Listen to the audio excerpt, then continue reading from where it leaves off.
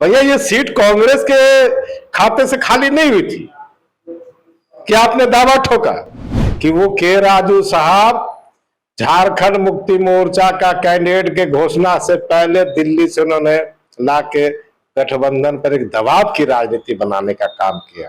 अब मुझे लगता है जितना सत्ता का घमंड हेमंत सोरेन या जेएमएम को नहीं है, उससे ज्यादा लगता है कि कांग्रेस को लगता है कि हम सत्ता के सर्वोपरि है और हमारे बिना झारखंड की सत्ता नहीं चल सकती है। कि अगर आपने जेएमएम से या महागठबंधन से कोई सीट मांगा था तो एक तरीका होता है, अगर उसको नहीं जानते के राजू को समझना चाहिए। तो सवाल है कि आप गठबंधन पे दामन लगाने से पहले आपको अपनी गलतियों का एहसास होना चाहिए। आपको ये समझना चाहिए था कि माननीय मुख्यमंत्री ने आपके 2 दिन बाद अपने कैंडिडेट की घोषणा की। तो सवाल है कि आप गठबंधन पे दामन लगाने से पहले आपको अपनी गलतियों का एहसास होना चाहिए। आपको ये समझना चाहिए था कि माननीय मुख्यमंत्री ने आपके 2 दिन बाद अपने कैंडिडेट की घोषणा की। झारखंड में राज्यसभा चुनाव के परिणाम भी आ गए हैं और ऐसे में कह सकते हैं कि राज्यसभा चुनाव का परिणाम यह है कि एक तरफ जहां महागठबंधन चुनाव जीती है तो दूसरी तरफ निर्दलीय प्रत्याशी परिमल नाथवानी चुनाव जीत करके सामने आए हैं। महागठबंधन की बात की जाए तो महागठबंधन में झारखंड मुक्ति मोर्चा के प्रत्याशी बैजनाथ राम चुनाव जीत गए हैं और ऐसे में चुनाव जीतने के बाद महागठबंधन के भीतर वाक युद्ध भी शुरू हो गया है, क्योंकि परिणाम आने के बाद कांग्रेस के प्रदेश प्रभारी के राजू ने राजद और माले पर गंभीर आरोप लगाते हुए नजर आए। उन्होंने कहा कि जिस तरह से वोट के नाम पे राजद के लोग जो खेला खेला उससे कहीं ना कहीं महागठबंधन के भीतर अब जो सीन दिखाई दे रहा उसमें आने वाले समय में क्या इसका असर महागठबंधन पर पड़ेगा या नहीं, ये तो महागठबंधन के लोग बताएंगे। लेकिन इस वक्त की तस्वीरें कुछ अलग है। हम आए हैं सीपीआई के कार्यालय में, एक ये भी महागठबंधन के हिस्सा है और ऐसे में जिस पर आरोप लगा है माले भी इन्हीं के पार्ट हैं और ऐसे में आज माले की तरफ से भी कांग्रेस को जवाब देने का काम किया जा रहा है। तस्वीरें में जो आप देख रहे हैं हमारे साथ सिपाही के जिला सचिव अजय कुमार सिंह है, इनसे जुड़ेंगे और तमाम मुद्दे पे जो घटनाक्रम हुआ है उस पर चर्चा करने और समझने की कोशिश करेंगे। कल का परिणाम महागठबंधन के भीतर वाक युद्ध। कल परिणाम आने के बाद कांग्रेस के प्रदेश प्रभारी के राजू ने अपने ही गठबंधन के साथी आरजेडी और माले पर सवाल खड़ा कर दिया। देखिए के राजू क्या सवाल उठाते हैं, ये उनकी पार्टी का सवाल है और दूसरी पार्टियों का पर जो सवाल उठाने से पहले अपनी पार्टी के गिरेबान में झांकना चाहिए। मैं साफ रूप से कह रहा था जिनके अपने घर शीशे के होते हैं दूसरे के घर पे पत्थर नहीं मारते। श्रीमान आपको ये सोचना चाहिए था कि आप माननीय मुख्यमंत्री जी ने कहा था कि हम दोनों सीट जीतने का प्रयास करेंगे, उसके लिए पूरा एड़ी चोटी लगा देंगे, लेकिन क्या क्या किया आपने देखा नहीं। आप इस चीज को समझिए कि वो के राजू साहब झारखंड मुक्ति मोर्चा का कैंडिडेट के घोषणा से पहले दिल्ली से उन्होंने लाके गठबंधन पर एक दबाव की राजनीति बनाने का काम किया। प्रेशर पॉलिटिक्स, ये प्रेशर पॉलिटिक्स है। मैंने कहा ये दबाव की राजनीति बनाने का काम किया। उन्हें माननीय मुख्यमंत्री से कहा कि ये हमारा कैंडिडेट है, उसके लिए आपको किसी तरह आपको जिताने का प्रयास करना है। भैया ये सीट कांग्रेस के खाते से खाली नहीं हुई थी कि आपने दावा ठोका। अब मुझे लगता है जितना सत्ता का घमंड हेमंत सोरेन या जेएमएम को नहीं है, उससे ज्यादा लगता है कि कांग्रेस को लगता है कि हम सत्ता के सर्वोपरि है और हमारे बिना झारखंड की सत्ता नहीं चल सकती है। के राजू ने जेएमएम के खाते से तो नहीं मांगा, उन्होंने एक सीट एक्स्ट्रा खाली हुआ वहां मांग रहा था, वहां वो अपने हिस्सेदारी चाह रहे थे। तो भैया आप हिस्सेदारी मांग रहे थे तो मैंने कहा किससे आपने हिस्सेदारी मांगी बताइए। जेएमएम से आपने मांगी ना, सरकार से आपने हिस्सेदारी मांगी ना। तो हिस्सेदारी में आपको क्या मिला, रणनीति आपने क्या बनाई। मेरी तो साफ समझ होती है कि अगर आपने जेएमएम से या महागठबंधन से कोई सीट मांगा था तो एक तरीका होता है, अगर उसको नहीं जानते के राजू को समझना चाहिए कि 28 दूनी 56 वोट अगर हमारे पास है तो कैसे हम रणनीति बना के, तो माननीय मुख्यमंत्री से कहते कि आपके पास 34 विधायक है, आपके जो 6 विधायक बचेंगे उनका हमको लिस्ट दिया जाए, लिस्ट दीजिए कि वो हमको वोट देंगे।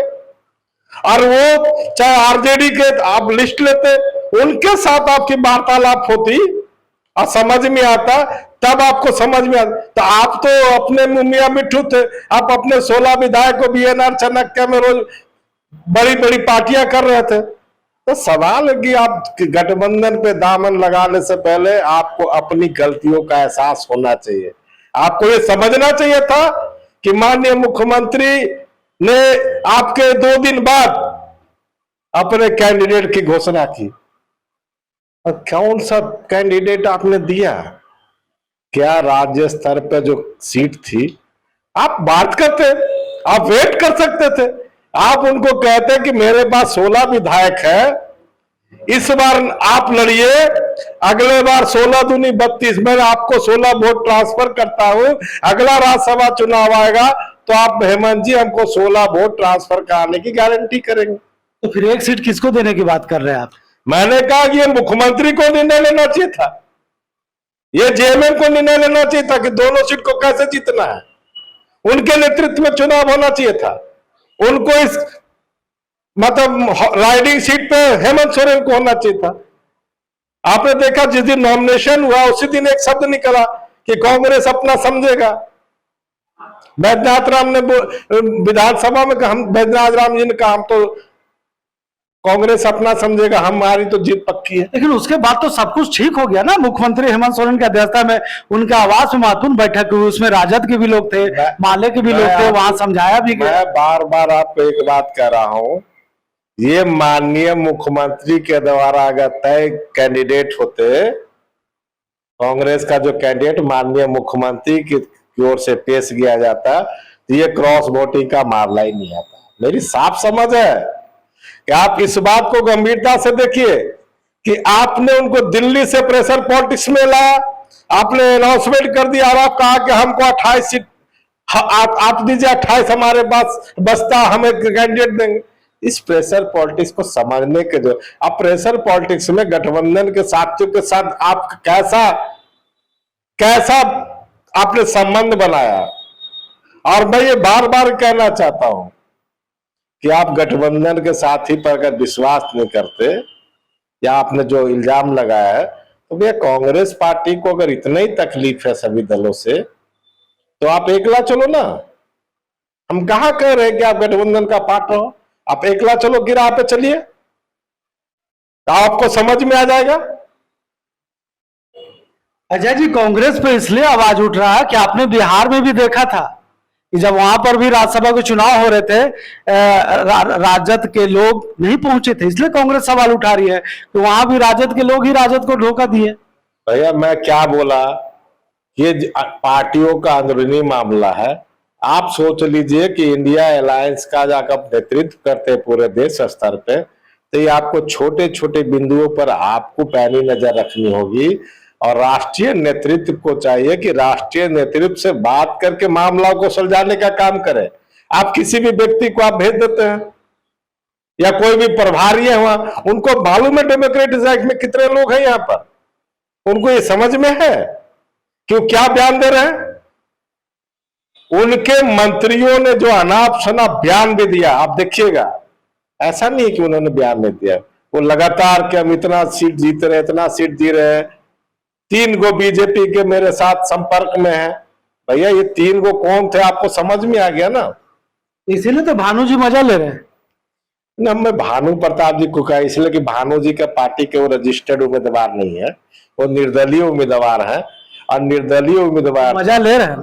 देखिए मजा तो लेना सभी राजनीतिक दलों का काम रहता है, क्यों, चूंकि सत्ता पक्ष हारता है तो विरोधियों को एक अच्छा लगता है। लेकिन मैं ये बता रहा हूं कि भानु प्रताप शाही जी की ये जीत नहीं है, ये परिमल नाथवानी ने किस तरह से मैनेजमेंट किया और माननीय मुख्यमंत्री से मिले थे आने से इलेक्शन से पहले भी। ये तो बात होनी चाहिए, के राजू को समझना चाहिए था कि भैया यह कैंडिडेट ही दूसरा नहीं उतरना चाहिए था। आप नेतृत्वकर्ता पर विश्वास आपका नहीं था, इसलिए आपने बोरो प्लेयर ला के जबरदस्ती किसी को यहाँ ठहराने का काम किया। मेरी साहब यहाँ के झारखंड के पॉलिटिक्स के आवाज जो गूंजनी चाहिए था वैसे लोगों का होना चाहिए था। तो जाके झारखंड के बारे में जो लोग इस समय वर्तमान परिस्थिति राजनीतिक परिस्थिति उस पर बातों को रखने वाला लोग चाहिए था। तो आपको तो मैं बार बार कह रहा हूं कि किसी पर कीचड़ उछालने से पहले अपने दामन को देखना चाहिए, और किसने वोट नहीं दिया, किसने वोट दिया, ये आप किसी दल पर आरोप नहीं लगा सकते। ये कहिए कि आपकी विश्वसनीयता क्या है, किसी दल के साथ आपका विश्वसनीयता क्या है, ये डिपेंड करता है ना। आप ये स्ट्रैटेजी बना लेते कि भैया आप जेएमएम से मांग करते कि हमारे पास 16 है, आप अपना जेएमएम का 12 कैंडिडेट दे दीजिए, आप बाकी गठबंधन दल को समझिए। लेकिन आपकी स्ट्रैटेजी क्या है? आप प्रेशर पॉलिटिक्स जब करने निकलते हैं तो आपने प्रेशर पॉलिटिक्स में हेमंत सोरेन को मजबूरन, मैं इसको मजबूरन सब बोल रहा हूं, बार बार हेमंत जी कह रहे थे कि हम दोनों सीट जीतेंगे, हमको तय करने दीजिए उम्मीदवारों को। अगर वो तय किए होते तो परिणाम ये नहीं होता। इसीलिए झारखंड में जो अब बाकी चल रहा है इस पर गंभीरता से सोचने की जरूरत है। और जेएमएम पर इतना प्रेशर पॉलिटिक्स, और वो बार बार जो कहते हैं कि जेएमएम के साथियों ने वोट दिया, तो मुझे लगता है कि कांग्रेस अपनी विश्वसनीयता, दूसरे दलों में उनकी विश्वसनीयता जो है वो खो चुकी। इसका मीन्स यही होता है। लेकिन कह तो रहे ना कांग्रेस वाले कि बिक गए, सो कह रहे। जो डर था कि हाउस ट्रेडिंग नहीं होगा, इस बार क्लीन एंड चीट होगा, लेकिन बिक गए। आखिर वही डर बाहर आ गया। भैया ये तो झारखंड में आप हॉर्स ट्रेडिंग, तो कई ऐसे चीजें आई हैं, आप देखेंगे कि पीवी नरसिम्हा राव की भी सरकार जब बचाने की बात आई थी ना, यही गुरुजी हॉर्स ट्रेडिंग के मामला में उनको आपने जेल में भी डालने का काम किया था। तो इन सब पुरानी चीजों को याद कीजिए। अच्छा, एक चीज बता दीजिए ना, ये चट्टानी एकता जो आप लोग दिखाते हैं कि महागठबंधन एक है, एक सूत्र में बंधे हुए हैं, एक साथ चल रहे हैं, अब उसमें तो टूट आ गया, दरार आ गया, इसको कैसे ठीक करेंगे, ये हमको बता दीजिए। हम तो एक बात जानते हैं, अति महत्वाकांक्षा अगर गठबंधन में आएगा तो दरार पैदा होगी। तो मैं क्या, अति महत्वाकांक्षा पालने की जरूरत नहीं है। कोई भी कॉमन मिनिमम प्रोग्राम के तहत आप तय करते हैं। झारखंड की सरकार कॉमन मिनिमम प्रोग्राम के अनुसार काम कर रही है, इसीलिए वो सही है। लेकिन आप महत्वाकांक्षा इतनी बढ़ा देंगे कि आपको लगेगा कि हम हेमंत सोरेन जी या जेएमएम से अपने आप को, या यहाँ का क्षेत्रीय दल है तो क्षेत्रीय दल पे हमारा वर्चस्व बना रहे, ये दबाव की जब राजनीति कीजिएगा तो इसी तरह की घटनाएं देश में घटती। राजू गए, गोभी गए, उधर से सुरेश पासवान जो देवघर के विधायक वो कह रहे कि सबूत दीजिए। नहीं भाई, सबका अपना अपना है, सबका अपना रहेगा, ये तो सबका अपना अपना एजेंडा। देखिए, आपने किसी पर आरोप लगाया तो प्रूफ करके दीजिए ना। ठीक है, सुरेश पासवान जी ने सही कहा कि अगर आपके पास प्रूफ है आप हमको दीजिए। अच्छा, संक्षेप में क्या सरकार पर असर पड़ेगा? कोई असर होने जाने नहीं वाला सरकार को।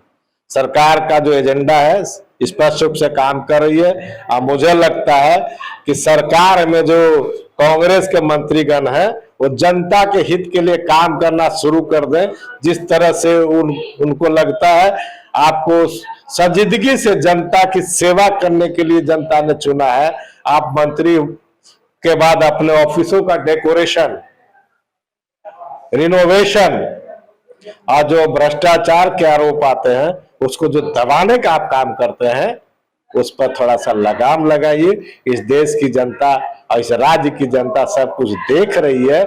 इसलिए कांग्रेस पार्टी से मेरा आग्रह होगा कि आप महागठबंधन के बड़े घटक दल हैं और झारखंड में भी सेकेंड नंबर की पार्टी है जेएमएम के बाद, आपको चाहिए कि कैसे हम आगे 2029 की लड़ाई में कैसे एकजुट करके लोगों को और अधिक मेल जोल करके अधिक से अधिक सीटों जीतने का प्रयास करना चाहिए, ना कि राज्यसभा चुनाव का जो आपने एजेंडा को लेकर जो प्रोपेगेंडा उड़ा रहे हैं उस प्रोपेगेंडा पर आप ज्यादा दिमाग नहीं लगाएं। और मुझे लगता है आपको प्रूफ देने की जरूरत पड़ेगी। आपने सीधा आरजेडी और कहा कि सीपीआईएमएल के साथियों ने वोट नहीं दिया, ये गंभीर सवाल उठता है। आपको आपके चारित्रिक पर सवाल उठता है कि आप किस आधार पर कह रहे हैं कि इन्होंने वोट नहीं दिया। ये आधार तो आपको दिखाना होगा। अगर आप आरोप लगाते हैं तो अगर आप कह रहे वो बिक गए तो कहां, किसने पैसा दिया, कितना पैसा दिया, कब दिया?